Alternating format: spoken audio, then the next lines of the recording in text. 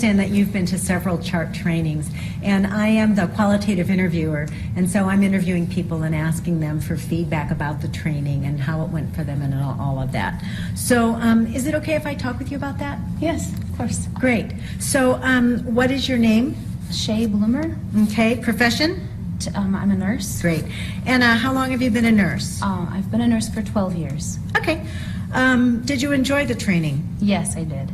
Would you say that you enjoyed it a little bit, a medium amount, or a lot? I enjoyed it a lot. Great. Okay. And did you learn something by the training? Yes, I did. Excellent. Okay. And would you recommend it to a friend? Yes, I would. Great. Okay. So can you give me an example of something you learned? For example, some people have learned that they may think that they're not discriminating and that they're very open and respectful of everybody, but then when they actually get down to it and they go through the training and they understand that there are things that they actually do have some sort of biases in them, and they may not have known it, but then the training helps them discover it and then just helps them be very self-reflective and that sort of thing. Do you think that maybe that's something that you learned in the training? Certainly, I think some of that was covered in the training. We also learned about taking sexual history and effectively taking a sexual history, which is a sensitive topic, and it's not something that I was trained in my professional education. We also learned about patient confidentiality and the importance of maintaining patient confidentiality in order to protect our patients. And both of those, I think, were very relevant for me. I'm sorry, can you say that last part again? I got distracted. I'm so sorry. Okay, so if the woman in the glasses that we're looking at there, how happy do you think she is right now? Yeah, she's really uncomfortable. Why is she really uncomfortable? Oh my gosh, absolutely. You know, what did you learn? Other people have learned this. Do not give your candidates the answers, right? No matter how tempting it is, you just don't give them the answers, because then they're like, well, that wasn't the answer I was going to give, but all right, yeah, fine, whatever. Okay, what else is going on? Not paying attention. No. Yeah, great, thanks. Great, yeah, thanks. Yeah, really shutting her down. No opportunity. Would you like to add anything? That's interesting. Could you explain? Beautiful. What else? Yep. Lots of closed questions. Not necessarily a bad thing at the beginning of an interview, but it depends. But you're right. It was, you know, straight after the other. It's like, oh, just stop talking to me. Yep. The positioning of the environment was not completely satisfactory. I mean, you're pretty close, and the interviewer moving their hands and whatnot, and that kind of made me flinch. Yeah, right. Personal space, really, really important. The image that I showed you at the beginning, where I had the two people on the corner of a desk in the middle, one person at the head of the table, one person on the side, that is an ideal way to interview. All right? Because you're not opposite, so you remove that power dynamic, but you're not on top of each other. You've got a bit of space. What else? Anything else? She also did use body language to get the answer she was looking for. She asked the question whilst nodding her head, and she got a yes answer. Yeah. Okay.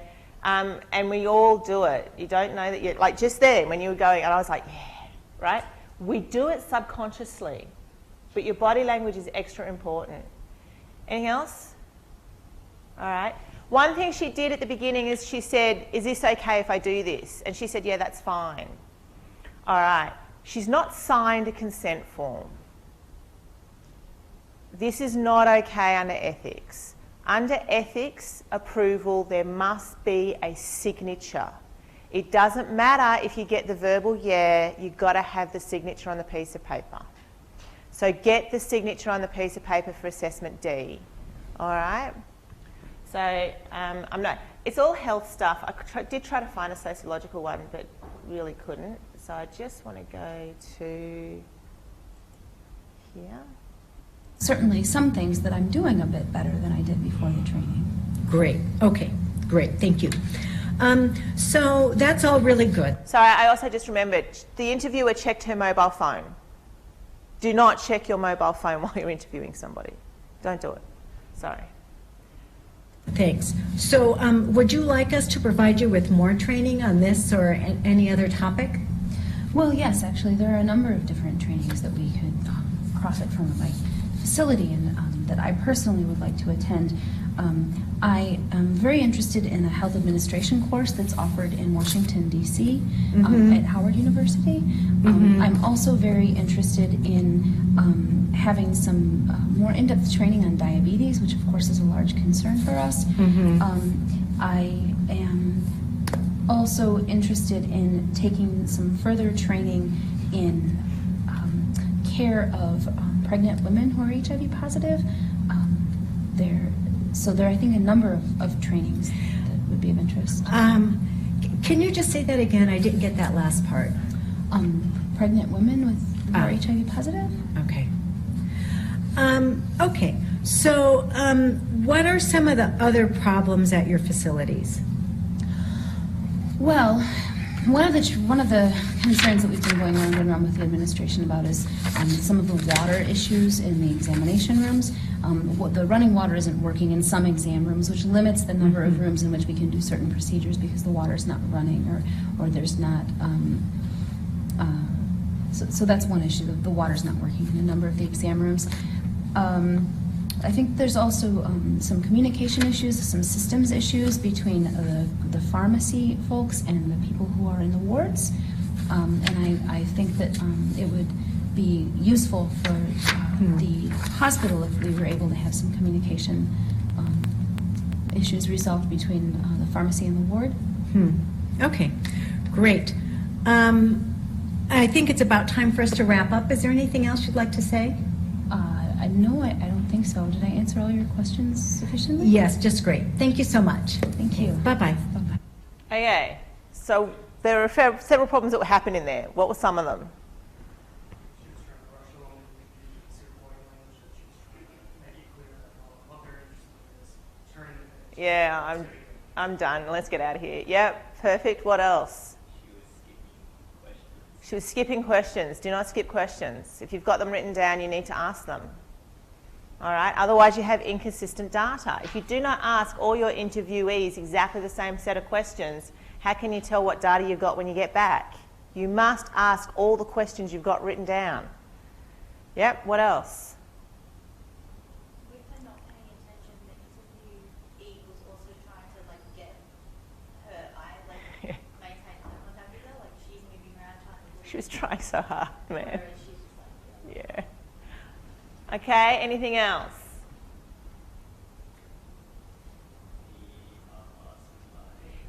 Yeah, okay, so at the end she says, it looks like we've done, anything else, i.e. if you add something else, I'm going to kill you. All right? No.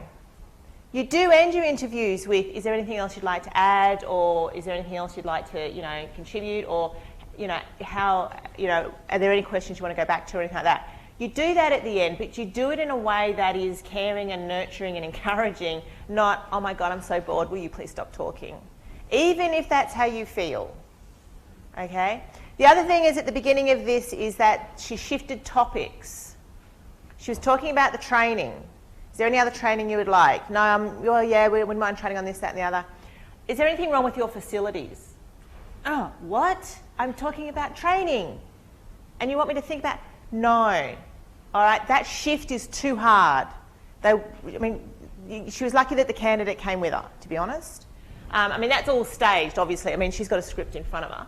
But it's not a bad little example. There also is then, they also do the same interview, but they do it with correct as well, which I suppose I should show you, but I'm not going to. Okay, so I think it's easier to learn from mistakes than it is to learn from doing it right.